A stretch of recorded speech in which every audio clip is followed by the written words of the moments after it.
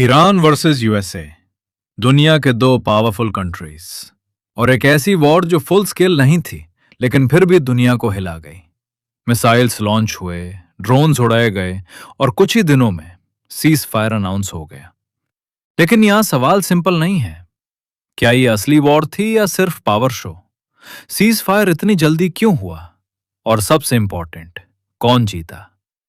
आज हम इमोशनल बातें नहीं, सिर्फ फैक्ट्स, लॉजिक और रियलिटी डिस्कस करेंगे। इस स्टोरी को समझने के लिए हमें पास्ट में जाना पड़ेगा।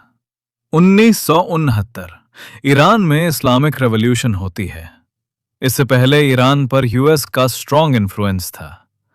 रेवोल्यूशन के बाद यूएस इन्फ्लुएंस खत्म, रिलेशंस टूट गए। फिर सैंक्शंस लगे, इकोनॉमी प्रेशर में आई और ईरान ने अपनी मिलिट्री और आइडियोलॉजी स्ट्रॉन्ग की। यहां से स्टार्ट होती है एक लॉन्ग टर्म राइवलरी जो आज तक चल रही है। अब बात करते हैं कि रीसेंट वॉर स्टार्ट कैसे हुई। टेंशन ऑलरेडी हाई थी, लेकिन फिर कुछ मेजर इंसिडेंट्स हुए। मिलिट्री बेसिस पर अटैक्स, ड्रोन्स और मिसाइल्स का यूज, रिटेलिएशन, जवाबी हमला, यह सब एक चेन रिएक्शन था और फिर सिचुएशन कंट्रोल से निकलने लगी। लेकिन ध्यान देने वाली बात यह है, ये फुल वॉर नहीं थी, ये कंट्रोल्ड एस्केलेशन थी। अब समझते हैं कि बैटलफील्ड पर क्या हुआ।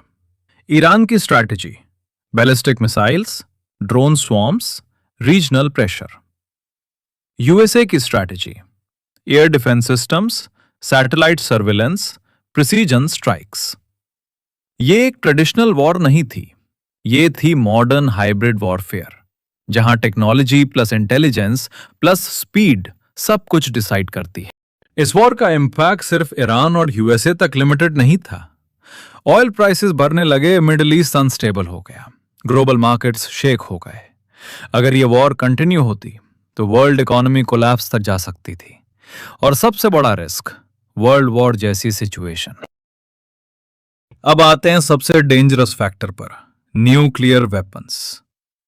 यूएसए के पास ऑलरेडी न्यूक्लियर आर्सेनल है। ईरान ऑफिशियली न्यूक्लियर पावर नहीं, लेकिन सस्पेशन हमेशा रहा है। और अगर वॉर एस्केलेट होती तो न्यूक्लियर यूज का रिस्क रियल हो जाता, और उस केस में जीत किसी की नहीं होती। सबसे इंपॉर्टेंट पार्ट, वॉर इतनी जल्दी रुक क्यों गई? Global pressure, economic damage, nuclear fear.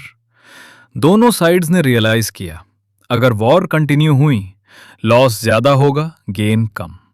इसलिए बेस्ट डिसीजन था स्टॉप द वॉर। अब फाइनल आंसर, यूएसए ने अपनी पावर शो की, ईरान ने रेजिस्टेंस प्रूफ की, लेकिन रियल विनर कोई नहीं था।